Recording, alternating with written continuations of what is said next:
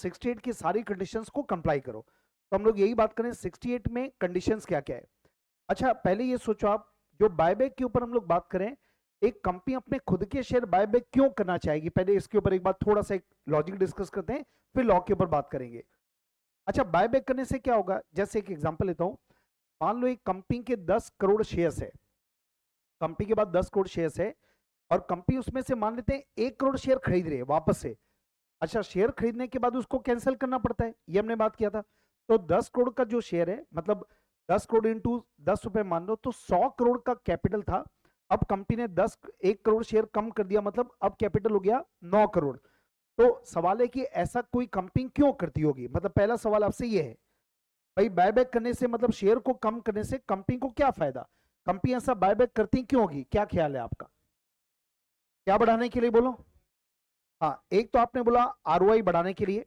अच्छा आरओआई बढ़ाने का मतलब कॉन्सेप्ट ही हो गया ना, जैसे कई बार ऐसा हो सकता है कि कंपनी के पास आइडल फंड्स पड़े, मतलब इसका मतलब क्या हुआ, जैसे मान लेते हैं एग्जांपल लेता हूं, हमारी कंपनी की शेयर कैपिटल है, कंपनी ने 10 करोड़ शेयर्स इशू किया था, एक शेयर 10 रुपए का था, तो 100 करोड़ रुपए का कंपनी के पास बैंक बैलेंस है, ऐसा मान लो, एक रॉ एग्जांपल ले रहे हैं ना।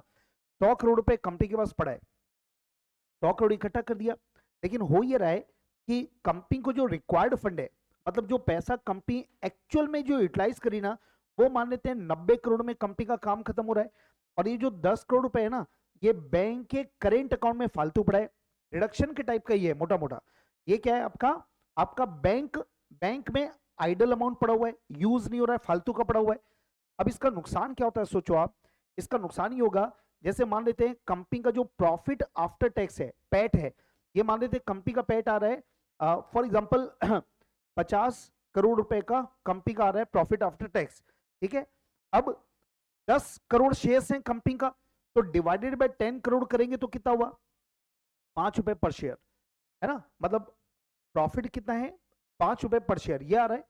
अब वास्तविकता में हो क्या रहा है, कंपनी को लगता है कि यार 10 करोड़ शेयर जरूर है, अपने पास 100 करोड़ है, लेकिन अपन यूज कितना करें, 90 करोड़, और ये 10 करोड़ फालतू पड़ा हुआ है।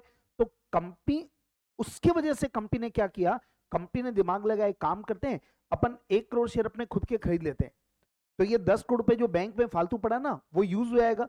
उसका इफेक्ट क्या हुआ, 10 करोड़ शेयर में से 1 करोड़ कंपनी के पास वापस आ गए, जिसको कंपनी ने कैंसिल कर दिया। तो अब कंपनी के नंबर ऑफ शेयर कितने हो गए, 9 करोड़।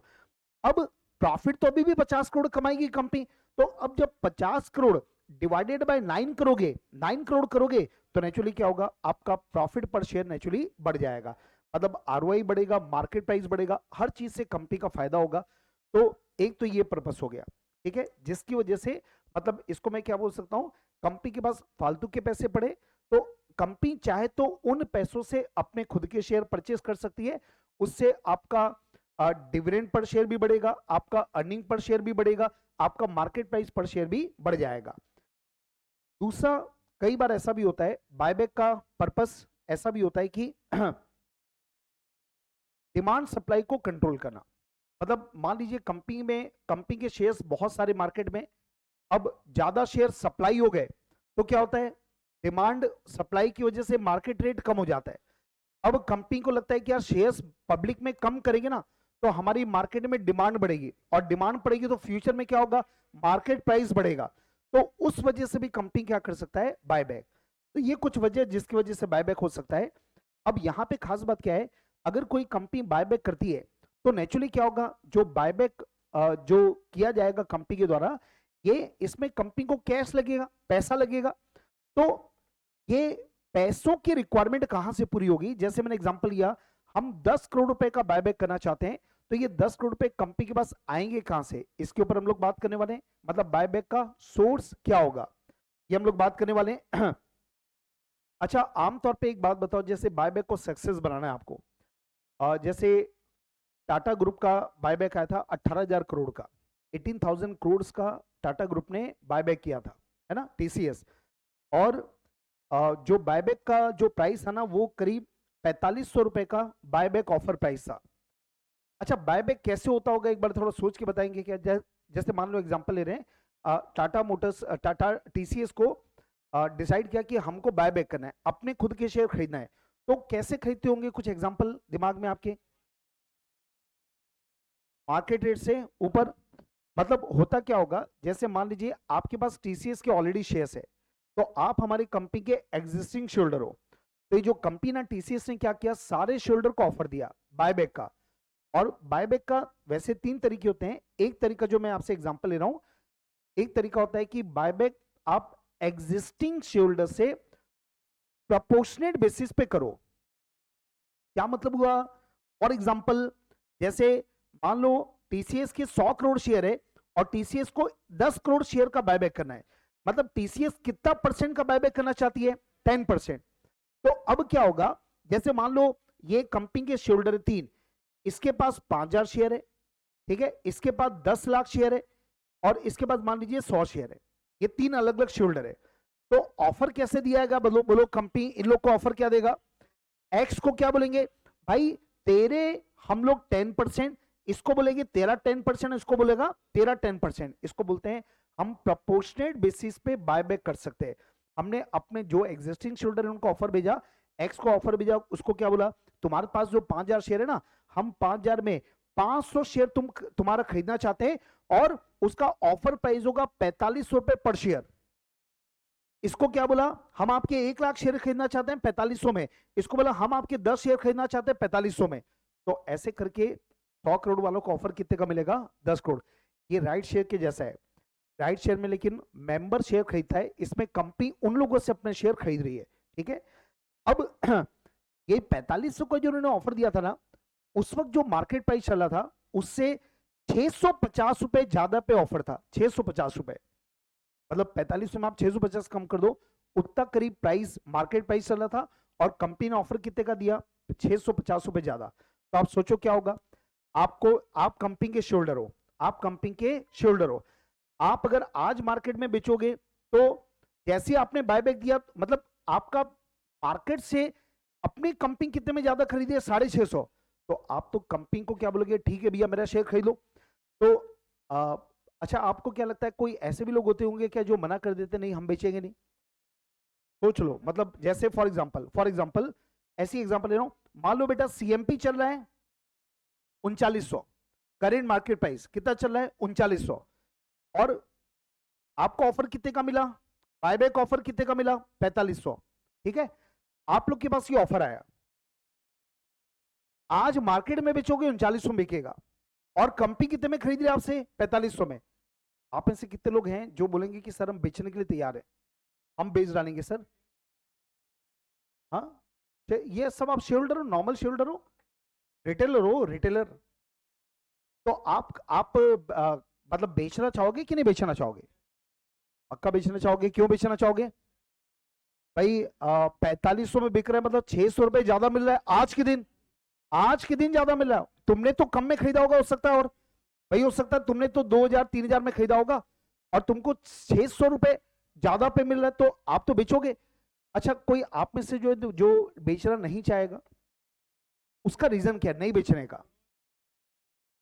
ग्रोथ दिख रहा है, बायबैक करोगे तो देखो, एक सबसे इंपॉर्टेंट क्या होता है, मतलब इसमें ना बेसिकली विन विन सिचुएशन है। जो आज बेचेगा ना उसको तो आज का फायदा है, तुरंत फायदा दिख रहा है, उसमें तो सोचने की बात ही नहीं है। मतलब जो लोग बेचने के बारे में सोच रहे थे वो तो फट से बेचेंगे क्योंकि 600 650 ज्यादा मिला। और जो लॉन्ग टर्म इन्वेस्टर है वो क्या सोचता मालूम, वो नहीं बेचता, लालच में नहीं आता। उसका रीजन क्या है, उसको कंपनी पे फेथ है ना। तो वो क्या सोचेगा कि यार कंपनी के शेयर्स की सप्लाई कम हो जाएगी, शेयर कम हो गए ना, सप्लाई कम हुई तो डिमांड बढ़ेगी, और जब डिमांड बढ़ेगी तो लॉन्ग टर्म में शेयर का रेट भागेगा। तो जो लॉन्ग टर्म विजन वाले होते हैं वो कई लोग क्या करते हैं, और जिनको कंपनी पे भरोसा हो, है ना, तो वो लोग क्या करेंगे, शेयर नहीं बेचते, वो होल्ड करके बैठेंगे। भले आपको दिख रहा है कि आज 600 रुपए ज्यादा मिल रहा है, पर वो लोग होल्ड करते हैं। तो कुल मिला के, और अगर लॉन्ग टर्म में बढ़ गया तो आपको भी फायदा। तो ये विन विन सिचुएशन होता है। लेकिन एक्चुअली बायबैक को सक्सेस बनाना ना, तो उस केस में क्या होता है, आपको करेंट मार्केट प्राइस से बहुत ही अट्रैक्टिव प्राइस पर आपको ऑफर देना पड़ेगा, तब तो लोग बेचेंगे ना। अच्छा, कई कंपनियां अजीब से करती है, बायबैक जो होता है ना बेटा, एक पर्टिकुलर पीरियड के लिए ऑफर देती है कंपनी। जैसे मान लो कंपनी ने बायबैक ऑफर ओपन किया और कंपनी ने बोला 1 महीने तक का हम बायबैक करेंगे, 1 महीने का टाइम कर दिया कंपनी ने ना, कि जिसको भी बेचना है 1 जनवरी से लेकर 31 जनवरी तक हमारा बायबैक ऑफर ओपन है, आपको 4500 का रेट कोट किया हुआ है, आप बेच दो। ये तो हो गया एग्जांपल। अब एक सवाल है, मान लो आज के दिन करेंट मार्केट प्राइस है 2500, ये 2-3 कंपनियों ने किया इस टाइप का, जो अभी मैं बात कर रहा हूं से करेंट मार्केट प्राइस है 2500, तो आपके अनुसार बायबैक का प्राइस क्या होना चाहिए? ज्यादा होना चाहिए काफी। रिलायंस ने किया था एक बार 2500 है, उन्होंने जो बायबैक ऑफर निकाला ना, वो निकाला 2510 रुपए, 2510 रुपया। तो आपको क्या लग रहा है बेटा, रिलायंस ने ऐसा किया, और रिलायंस कर रहा है मतलब सोच समझ के ही कर रहा है ना। कितना निकाला? 2510। अपने को तो बेवकूफ टाइप का लग रहा है ना, 2510 में कौन बेचेगा? क्या 10 रुपए के लिए आप बायबैक ऑफर एक्सेप्ट करोगे क्या? ये एक प्लान के तहत ऐसा किया जाता है, ऐसा मतलब हिस्ट्री में पास्ट में ऐसे कई कंपनियों ने इस टाइप का भी किया है। 2510 का ये बोला कि 31 जनवरी तक हम 2510 में आपका शेयर खरीदेंगे। अब आप जरा सोच के बताओ कि इसके पीछे का क्या स्ट्रेटेजी रहता होगा। देखो, इसका इसका पर्पस क्या होता है, जैसे कई बार क्या होता है, मार्केट के सेंटिमेंट जब खराब होते हैं ना, तो वहां पर क्या होता है मालूम, इन्होंने बोला 2510 पे तो हम खरीदने के लिए तैयार बैठे। अब मान लो बेटा मार्केट का सेंटिमेंट बिगड़ा, है ना, बजट खराब आ गया, है ना, एक कंट्री ने दूसरे कंट्री पे बॉम्ब फोड़ दिया, तो इधर तो कुछ भी होता है, छींक भी आती किसी को, तो फिर शेयर मार्केट ऊपर नीचे हो जाता है। तो अब क्या हुआ अब जैसी बायबैक ऑफर ये 2510 है, तो क्या होता है, अगर मार्केट क्रैश हुआ, है ना, तो दूसरे कंपनियों के शेयर टूटेंगे, लोग उसका बेचेंगे और जो पैसा आएगा रिलायंस में डाल देंगे। मतलब इसको नहीं बेचेंगे, क्यों नहीं बेचेंगे, इनको एक मिनिमम सपोर्ट है।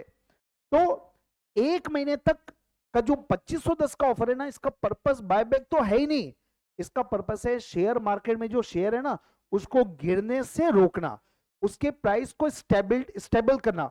ठीक है, फिर क्या होता है, अगर भाई वो घटनाएं तो कुछ समय के लिए होती है ना, हफ्ते 10 दिन में मार्केट संभल गया तो इसका रेट और भग जाता है। तो अल्टीमेटली आपने ऑफर कितना दिया? 2510। हो सकता है कि 30 दिन में उसका मार्केट रेट बढ़ के हो गया 4200। कोई बायबैक का ऑफर देगा क्या? नहीं देगा। आखिर में कंपनी क्या बोलेगा, हमने बायबैक ऑफर दिया था, एक भी शेयर होल्डर ने नहीं बेचा। भाई उनको बायबैक सक्सेस तो बनाना ही नहीं था, इसका तो उद्देश्य ही अलग है। क्या उद्देश्य था? अपने शेयर मार्केट को स्टेबल करना। इस उद्देश्य से भी लोग बायबैक करते हैं। पर आमतौर पे जो बायबैक का बेसिक, देखो क्या होता है, लॉ एक सोच के लिए बनाया जाता है, फिर लोग दिमाग लगा के कुछ और ही सोर्सेस यूज कर लेते हैं। तो लॉ का बेसिक पर्पस ये था कि जिसका आपका पैसा एक्स्ट्रा पड़ा है, आइडल फंड पड़े, उससे आप बायबैक कर लो। ये इसका बेसिक फंडा था बायबैक।